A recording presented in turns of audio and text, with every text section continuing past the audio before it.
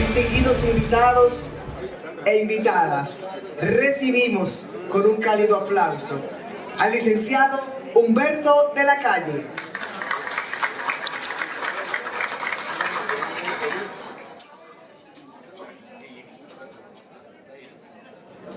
Buenos días, un cordialísimo saludo a todos, señor presidente. Mil gracias, primero por la invitación generosa que me han brindado y por la generosidad que hemos recibido mi esposa y yo en esta estupenda visita a la República Dominicana. Yo quisiera comenzar recordando un viejo chiste que circula, por lo menos en mi tierra, pero que ahora ha adquirido cierto rango. El psiquiatra polaco Barlavix, que ha escrito un fenomenal libro denominado El arte de amargarse la vida. Barlavix dice, es difícil, pero si uno se lo propone, lo logra. Y cuenta este cuento, dice, a las 3 de la mañana había un borrachito buscando las llaves de su casa que había extraviado. Debajo de un farol, cuando llega un policía a ayudarle, a los 15 o 20 minutos las llaves no aparecían. Y el policía le dice, ¿pero usted está seguro de haber perdido las llaves aquí? Dice, no, aquí no las perdí, pero aquí es donde hay luz para buscarlas. ¿Hasta qué punto eso es lo que nos está pasando con el tema de los partidos? Tenemos los diagnósticos, todos sabemos qué está ocurriendo, pero a lo mejor estamos buscando las llaves realmente en el sitio donde no la hemos perdido. Nos hemos dedicado a hacer como una especie de muralla de autodefensa de los partidos. Todos los días sacamos regulaciones, financiamiento de campañas, cómo se presentan las candidaturas, ley de partidos. Todo eso es muy loable, pero realmente este es un fenómeno que viene de un epicentro mucho más profundo, de las capas tectónicas profundas de lo que significa la representatividad democrática. El paradigma es el que está en crisis. El paradigma consistía en decir, somos ciudadanos iguales, y eso ya es dudoso. Somos ciudadanos libres, y es aún más dudoso. Y esos ciudadanos ejercemos nuestro derecho designando unos representantes que en cuerpos colegiados toman las decisiones por nosotros. Realmente lo que está pasando es ahí. Ahí porque los partidos lo que hicieron fue tomar el pluralismo en la democracia y canalizarlo con visiones completas de una realidad y de unos anhelos, y eso es lo que se reventó. Lo que ha pasado realmente es que es el paradigma democrático el que está en crisis y estamos en un momento de transición. Ya no hay partidos que logren totalizar anhelos complementarios, porque lo que tenemos es lo que los economistas llamarían una segmentación de los mercados. El posmodernismo ha hecho que lo que haya no sea tanto programas y propuestas, sino anhelos dispersos que ya no se dejan confinar al marco de la representación tradicional. Entonces tenemos los que defienden los animales, los que se preocupan por el medio ambiente, los de la igualdad de género, y hay una multiplicidad de anhelos y de cursos de acción que no es posible someter a ese paradigma clásico, un partido que nos representa y que toma toda la totalidad de nuestra agenda como ciudadanos. Eso es realmente lo que no existe. Y frente a esa situación que estamos viviendo en un momento de transición, yo observo como dos tipos de reacciones. Una, la autodefensa de los partidos, y es tratar de seguir luchando por ese monopolio que está en crisis. Y allí viene toda esta proliferación de legislación, de medidas, de anhelos, que sencillamente fracasan en la realidad, porque realmente esa vacuna no ha servido como antídoto. La pérdida de contexto y de presencia se ha venido erosionando y se sigue erosionando. Aquí hemos visto hoy unos expositores que han hecho ese diagnóstico y creo que no vale la pena repetirlo. Pero esa es una de las vías que yo creo equivocada. La otra, aun cuando no tenemos todavía respuestas contundentes, es entender que los partidos tienen que armonizarse con esa nueva efervescencia. Tienen que buscar sus caminos propios, tomando como cuerpo y acaballándose en una transición que es la que está viviendo hoy el mundo, y no solo Latinoamérica, y no solo Centroamérica. Este es un fenómeno realmente universal.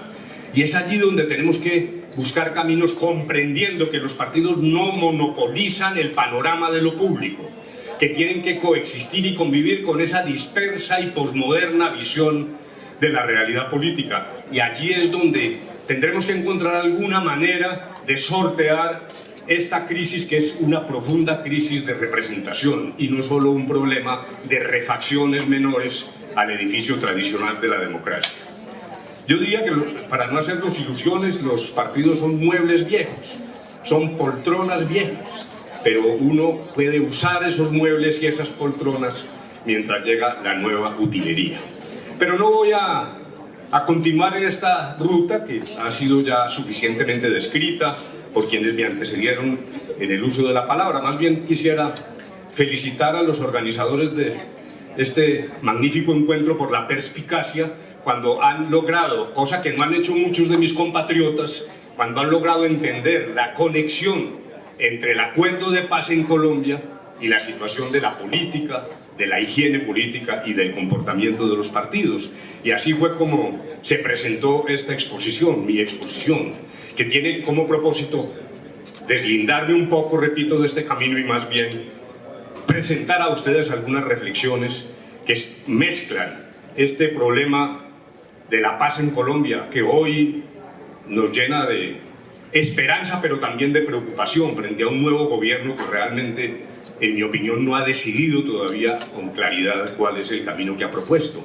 El nuevo gobierno ha sostenido que hay que modificar los acuerdos realizados con la antigua guerrilla de las FARC. Somos muchos los colombianos que creemos que ese es un camino equivocado, que es además un camino que viola normas que le brindaron con carácter constitucional estabilidad a los acuerdos, pero que también viola un elemento central de un Estado civilizado, y es el respeto a la palabra empeñada. Yo mantengo mi frente en alto después de mi derrota reciente, que no puedo ocultar como candidato del Partido Liberal. Sin embargo, seguiremos pregonando la necesidad de que Colombia no se separe de la ruta de la consecución de la paz que se desprende de la aplicación leal, sin perfidia, de unos acuerdos frente a una guerrilla que se ha desarmado y ha suspendido todo tipo de actividad bélica.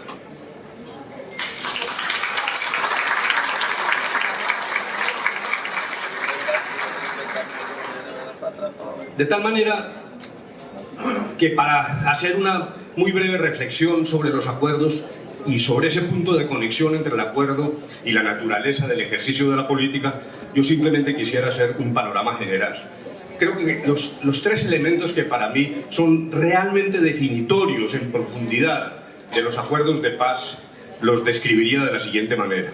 Primero, la decisión de reconocer la existencia de un conflicto armado interno en Colombia. Eso parece un poco tonto. ¿Cómo es posible que este señor venga desde Colombia a decirnos eso, si eso lo sabemos todos? No. Muy buena parte de los colombianos niega la existencia del conflicto. Y hay líderes políticos importantes que lo que dicen es: no, allá lo que hay es unos delincuentes, terroristas que hay que atacar. Y nosotros lo que creímos en La Habana es que realmente ha habido una larga perturbación en Colombia, al menos inicialmente teñida de planteamientos y anhelos de carácter político, que se han venido desdibujando, cierto, que se han cometido todo tipo de atrocidades, cierto, que tenemos al frente, después de 50 años de confrontación, 8 millones de víctimas, 7 millones de desplazados, 220.000 muertos, de los cuales el 80% corresponden a población civil. Esa es la realidad de Colombia, y reconocer esa realidad era la única manera de sentarnos a darle vocería a ese grupo guerrillero. ¿Con qué propósito? No con el propósito de entender que ese grupo ejercía la representatividad del pueblo colombiano, como lo decían ellos, no. La palabra clave de los acuerdos no es esa, la palabra clave se llama oportunidad. La oportunidad de desterrar del panorama de Colombia la existencia de una guerrilla sedicentemente política es la oportunidad de implantar una paz firme y duradera. El fin del conflicto depende del acuerdo y lo ha logrado, pero esa no es la paz. Y entender eso desde el punto de vista estratégico fue lo que nos permitió borrar los errores del pasado. No entendimos que las FARC representaban el pueblo colombiano, pero sí entendimos que, sobre la base de una agenda concreta de 6 puntos, funcional, dirigida solo a silenciar los fusiles, podíamos abrir oportunidades de paz que provienen del ejercicio y el esfuerzo de todos los colombianos, no solo de una guerrilla que ha dejado las armas y que ahora ejercita la política, no. Ahora el desafío es de todos en la construcción de una paz que tiene que pasar fundamentalmente por el tema de la equidad. Se dice que cuando uno interviene en foros internacionales no debe hablar mal de la patria, que hay que lavar la ropa sucia en casa, pero tenemos que decir la verdad. Como ocurre en general en Latinoamérica, pero de manera muy acentuada en Colombia, tenemos una sociedad profundamente inequitativa. Y ahí es donde está la primera urgencia nacional. La urgencia nacional no es solo el trabajo de los partidos, no es solo la búsqueda de acuerdos, bienvenidos ellos, para el devenir de la democracia que sigue, no. Es entender que mientras no logremos rescatar esa Colombia invisible, sumida en la inequidad, vamos a continuar afrontando serios problemas. Basta con recordar lo siguiente: el índice Gini que mide la inequidad en Colombia está a la altura de, lo digo con todo cariño, de algunos de nuestros vecinos centroamericanos y del Caribe. Estamos cerca de Haití y de Honduras, con perdón de Honduras, repito, lo digo con todo cariño. Un Gini de 0.5 en Colombia es realmente una vergüenza, pero ese no es solo el problema. Dijéramos que la inequidad aparece en el mundo, no. El problema en Colombia es verdaderamente patológico, porque nuestro Gini antes de impuestos es igual a nuestro Gini después de impuestos. O sea, el Estado, el aparato tributario, presta servicios, no se trata de hacer demagogia, pero no está afectando la estructura inequitativa de Colombia. Y esos son los desafíos que tenemos ahora. Y la dejación de armas por parte de este grupo guerrillero produce fenómenos estupendos de inversión social, crecimiento del turismo. De un año a otro, después de la firma del acuerdo, hemos tenido un 38% adicional de visitantes a Colombia, particularmente a las zonas de conflicto.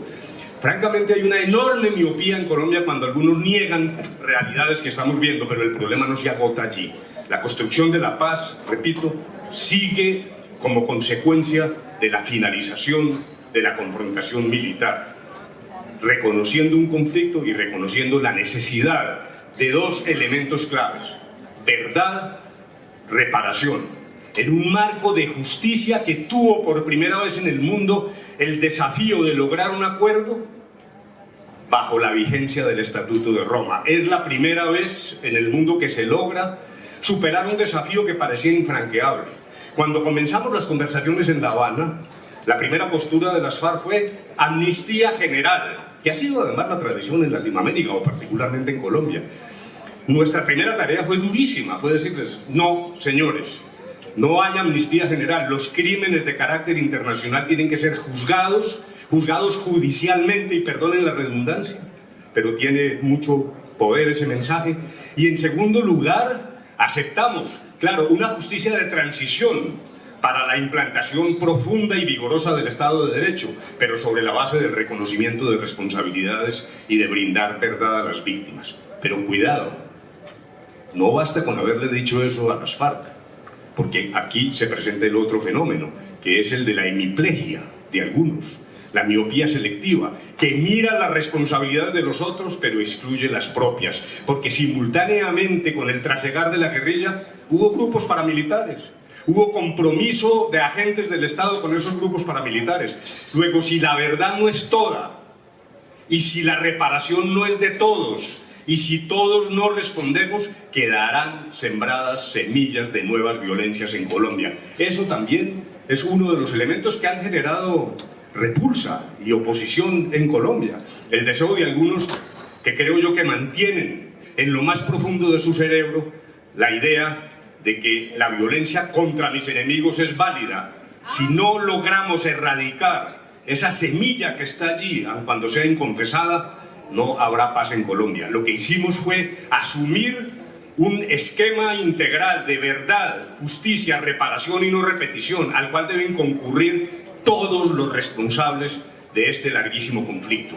Y esa fue la manera de encontrar soluciones en el terreno de la justicia transicional, a objeto de someternos a cualquier examen de cara al Estatuto de Roma, y estamos tranquilos porque lo que se ha hecho Y son las voces internacionales las que nos lo dicen más que algunos enconados nacionales, que hemos cumplido con esos estándares y hemos superado la prueba de lograr desarmar una guerrilla por la vía del diálogo y afrontar el problema de la verdad y de la reparación de una manera suficientemente apta y clara. La verdad ahora empieza a generar también discusión en Colombia y resistencia. Se arguye, por ejemplo, que no es posible conocer los archivos de seguridad nacional, que es una manera eufemística de tratar de esconder parte de la verdad. Pero el problema de la verdad yo lo describiría de una manera diferente. Hay una anécdota hindú. 11 ciegos han sido convocados para definir un elefante. Y alguno dice que es una colita, otro dice que es una trompa prensil y otro dice que es un largo colmillo. Y todos están diciendo la verdad. El problema en Colombia no es epistemológico, no es de ejercicios académicos de historia. El conflicto es, por cierto, bastante conocido. Me parece que es poco lo que vamos a tener de sorpresas. No, el problema en Colombia es entender que la verdad de una madre que perdió sus hijos a manos de los paramilitares es verdadera, es una verdad verdadera que tiene que coexistir con la verdad verdadera de la madre que perdió sus hijos en la confrontación con las FARC. Es la conciencia de que hay verdades todas verdaderas simultáneas y que tenemos que abrir la puerta. Y eso es lo que sigue para Colombia, la puerta de la reconciliación, superando entonces esta coyuntura que, repito, en mi opinión todavía es un poco confusa. Y un tercer elemento que es insoslayable es la maldición de los cultivos ilícitos. Hemos sido objeto de una circunstancia tremendamente desafortunada. Incluso esa sinonimia entre colombiano y narcotraficante, que había casi desaparecido, ha regresado lamentablemente por la vía de Netflix. Ahora todas las series recuerdan al señor Pablo Escobar y está reviviendo esa tragedia que hemos padecido los colombianos de ser asimilados a ese difícil fenómeno. Muy bien, han crecido las hectáreas destinadas a los cultivos ilícitos, sí. Hemos llegado a un récord de 200.000 hectáreas.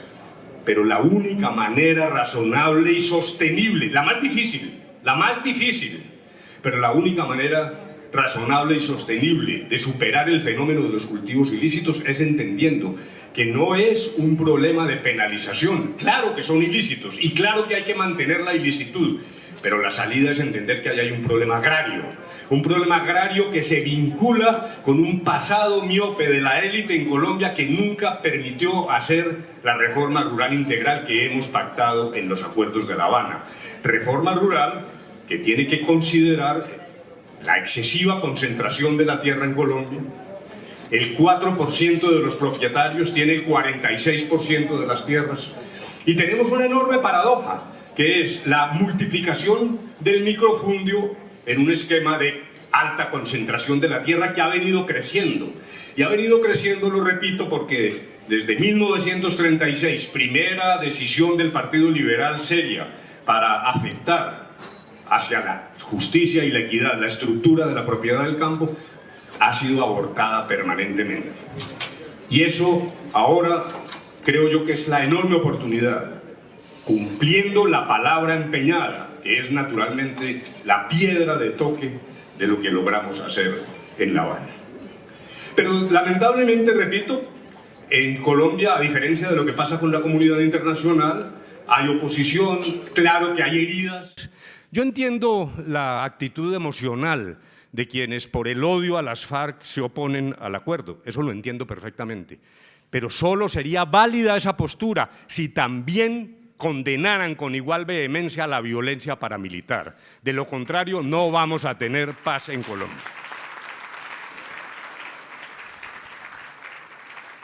Y por eso, lamentablemente, en un acto de buena fe, convocamos la comunidad colombiana a un referendo, lo llamamos plebiscito, para que fueran los colombianos los que avalaran y suscribieran el acuerdo. No lo logramos.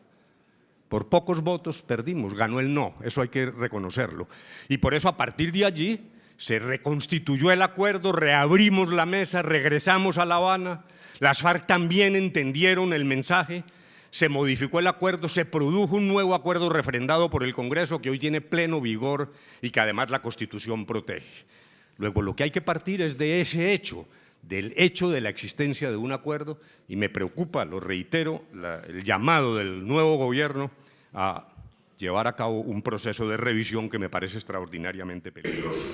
Pero perdimos por muchas razones, o porque nos faltó elocuencia, o porque algún día le dije al presidente Santos, fuimos a la Universidad Nacional, un presidente no lograba entrar en Colombia a la Universidad Nacional hacía varias décadas.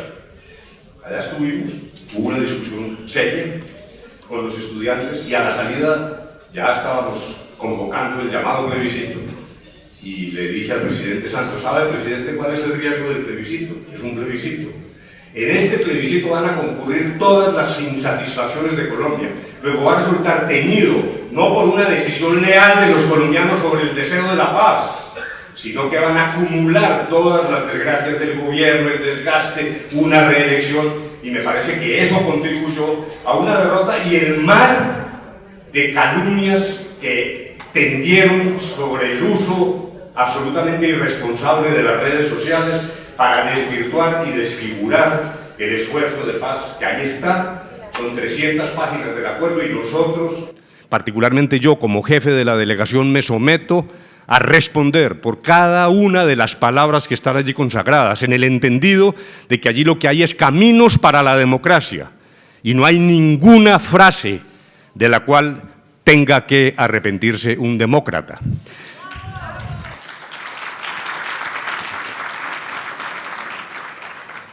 Y por último quisiera, para no fatigarlos, terminar dentro de ese mar de calumnias, de infundios, particularmente uno que me parece que es el más doloroso. Por primera vez en un acuerdo de fin de un conflicto en el mundo, reconocido así por Naciones Unidas, se utilizó lo que llamamos un enfoque de género. El enfoque de género tenía un propósito: entender que la mujer colombiana fue la más victimizada en medio siglo de conflicto, porque lo fue como madre, como esposa, como hija, y también porque fue objeto de violencia sexual, prácticamente de esclavitud sexual, de todos los responsables, no solo de algunos. Por eso utilizamos el enfoque de género, y de una manera que yo voy a usar una palabra que seguramente no es de buen recibo, pero de una manera que califico de miserable. Se confundió a la opinión pública señalando que el enfoque de género lo que buscaba era destruir la familia y la convivencia matrimonial o el fenómeno de la maternidad. Hay una deuda enorme de estos grupos opositores con la mujer colombiana, porque fue exclusivamente el propósito de la búsqueda de reivindicación de la mujer victimizada, de la equidad de género, de su crecimiento espiritual como persona. Fue eso lo que alumbró el enfoque de género en las conversaciones de La Habana y lamentablemente objeto, repito, de la más cruel y la más anacrónica visión sobre lo que significa la mujer en Colombia. Yo quiero terminar simplemente diciendo, no perdamos el norte. Es increíble, el Papa Francisco fue a Colombia, estuvo 3 días y nos dijo lo que tenía que decir, pero al 4.º día que se fue, la mitad de los colombianos olvidó su lección. El propósito es la reconciliación. Tenemos discusiones de carácter jurídico, tenemos discusiones de carácter administrativo, las zonas de reivindicación y recuperación de la guerrilla, todo el elemento, repito, de purificación de la política, que es justamente el punto de encuentro entre la temática de este foro y lo que hicimos en La Habana. Perfecto, pero no olvidemos, Colombia tiene que pasar la página. Como dijo el almirante Yamamoto, la única guerra buena es la que no hay que librar. Muchas gracias, señores.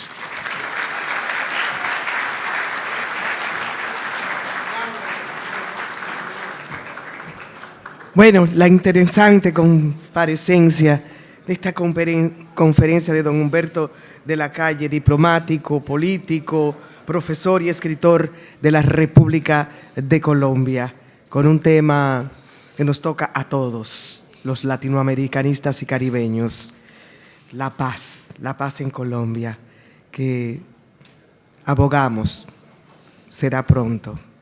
Y estos espacios sirven para eso, para que reflexionemos sobre esta herida latinoamericana y caribeña, que es conseguir la paz en la hermana República de Colombia. Muchas gracias a don Humberto de la Calle. Vamos a recibir a su excelencia Ahmed Lakrif, secretario de la Cámara de Consejeros del Reino de Marruecos, observador permanente ante el Parlamento Centroamericano, y nos place presentarle ahora con su tema Marruecos, los partidos políticos hacia el futuro. Su excelencia Ahmed Lakrif.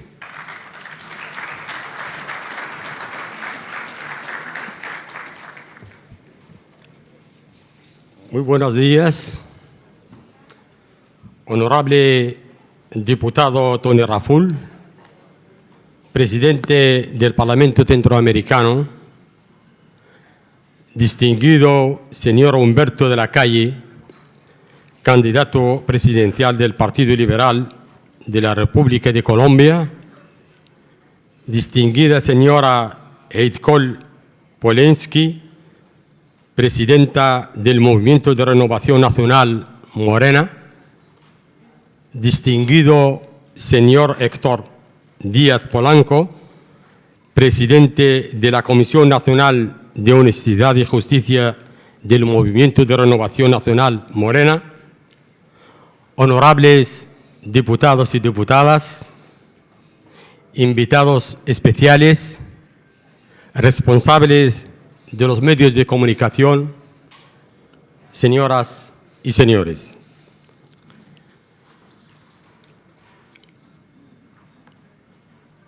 Me complace y me gustaría primero expresar mi sentimiento de orgullo y alegría por este encuentro y mis agradecimientos a la presidencia y a todos los honorables diputados y diputadas del Parlacén, así como los responsables en la República Dominicana, este maravilloso país, por la buena y generosa acogida. También aprovecho la ocasión para felicitarle por el éxito de esa edición de los foros del Parlacén y por el alto nivel de los debates que hemos vivido en ese valioso foro. Señores y señoras, Marruecos siempre ha creído y ha consolidado el pluralismo político y el multipartidismo.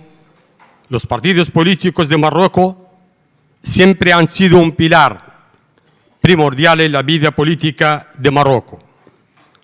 Una apuesta basada en la acumulación del contexto de la continuidad, desde la lucha por la independencia hacia la transición democrática y la reconciliación, la justicia transicional y la consolidación del proceso democrático. Marruecos ha puesto en marcha desde los años 90 del siglo pasado, gracias a los partidos políticos, la iniciativa y talleres de reformas en los diferentes niveles que le permitió aprobar en 2011 una nueva constitución avanzada de acuerdo con los estándares democráticos internacionales reconocidos. El Reino de Marruecos ha tomado una serie de medidas destinadas a garantizar y asegurar la participación y la representación de las mujeres y jóvenes en la política y en las instituciones electas.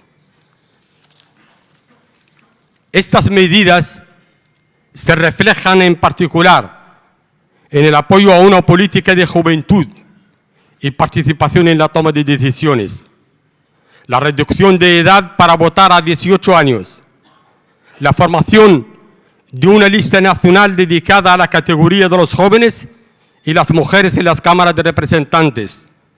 Esta iniciativa extraordinaria asegura por hoy 30 escaños para jóvenes en las cámaras de representantes, así como una representación mínima del 30% en diversas instituciones de los partidos políticos y 2/3 para las mujeres, con la gran ambición de llegar en las próximas elecciones a la igualdad y equidad absoluta del género.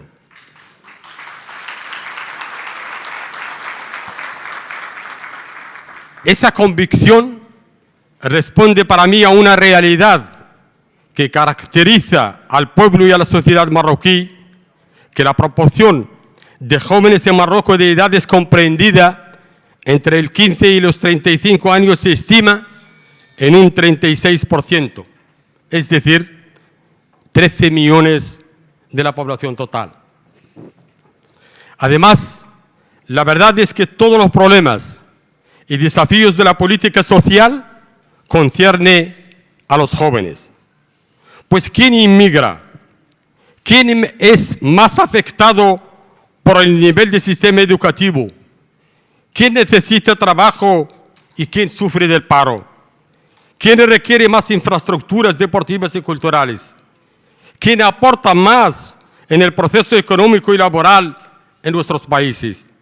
Respondiendo a esas preguntas, entre otras, nos daremos cuenta que la mayoría de nuestros desafíos hoy día es la cuestión de jóvenes.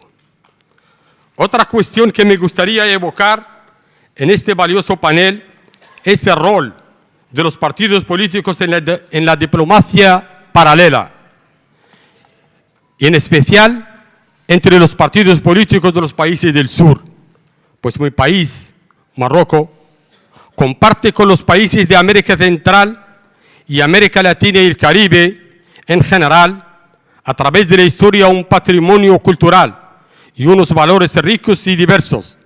Marruecos tiene hoy en día una excelente relación de amistad y cooperación con los países y foros regionales de integración en vuestro continente. Lo mismo se puede decir sobre nuestras instituciones legislativas. Gran muestra de ello es las relaciones avanzadas que hemos establecido con el Parlacén, con el Parlatino, con el FOPREL, con el Parlandino. Siento decir que a nivel de los partidos políticos estamos aprovechando unas oportunidades históricas de consolidar nuestras relaciones y de reflexionar junto en implementar iniciativas conjuntas en beneficio de las aspiraciones de nuestros pueblos. Es verdad que los partidos políticos de mi país son muy activos a nivel de los foros políticos internacionales. En el caso de mi partido, el Partido Istiqlal, somos miembros de la Internacional Democrática de Centro, IDC. Aprovecho esta valiosa oportunidad y por eso aprovecho esta valiosa oportunidad para hacer un llamamiento a todos los partidos políticos de nuestros países para reflexionar juntos en todos los caminos y vías de cooperación como instrumento fundamental para consolidar la cooperación entre nuestros estados y solidaridad entre nuestros pueblos. Un último punto que me gustaría compartir con ustedes es el rol de los partidos políticos en la solución de los conflictos políticos y territoriales a través de la representación legítima de la población.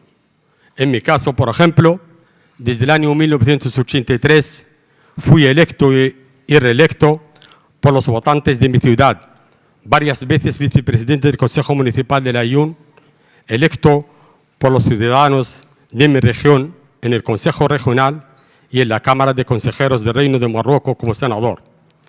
Creo profundamente en que esas circunstancias me dan el poder y el pleno derecho de hablar con toda legitimidad en nombre de la población que confiaron y votaron por mí en los sufragios universales a votación democrática, al igual que muchos marroquíes saharauis electos en mi zona. Como tal, quiero llamar la atención sobre el hecho de que solo los electos en votación transparente y democrática tienen derecho a utilizar el título tan difícil de conseguir de verdaderos representantes de la población. Partiendo de todas estas realidades y convicciones, creo que es de mucha legitimidad compartir con ustedes esas preguntas. ¿Cómo puede alguien pretender hablar en nombre de una población mientras que no ha sido elegido por nadie? ¿En nombre de quién actúa? creo que respondiendo con lógica a esas preguntas, muchos de ustedes sabrán de la realidad y la verdad sobre el artificial conflicto que viven durante 40 años las provincias del sur de Marruecos. Muchísimas gracias.